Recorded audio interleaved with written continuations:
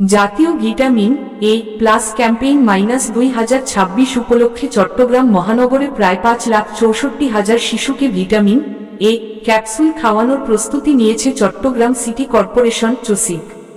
বৃহস্পতিবার 25শে June tiger পাসে চসিক কার্যালয়ে আয়োজিত সংবাদ সম্মেলনে এই তথ্য জানান মেয়র শাহাদাত হোসেন।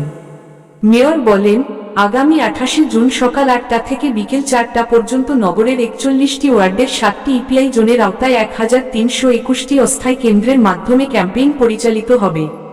এ কর্মসূচিতে 2658 জন স্বেচ্ছাসেবকের দায়িত্ব পালন করবেন।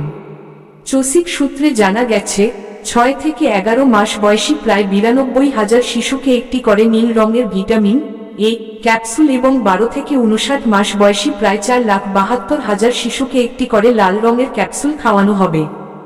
সংবাদ সম্মেলনে মেয়র বলেন, নিয়মিত কেন্দ্রগুলোর পাশাপাশি বাস টার্মিনাল, রেল স্টেশন, লঞ্চঘাট ও অন্যান্য গুরুত্বপূর্ণ স্থানে ভ্রাম্যমাণ দলের মাধ্যমে পথশিশুদেরও ভিটামিন এ ক্যাপসুল খাওয়ানো হবে, যেন কোনো শিশু এই কর্মসূচির বাইরে না থাকে। তিনি বলেন, ভিটামিন এ প্লাস ক্যাম্পেইন শিশুদের অপুষ্টিজনিত অন্ধত্ব প্রতিরোধ এবং রোগ প্রতিরোধ ক্ষমতা বৃদ্ধিতে গুরুত্বপূর্ণ ভূমিকা পালন করে। ক্যাম্পেইন শেষে কোনো শিশু বাদ পড়লে তার অভিভাবকরা নিকটস্থ ইপিআই কেন্দ্রে নিয়ে গিয়ে ক্যাপসুল খাওয়ানোর সুযোগ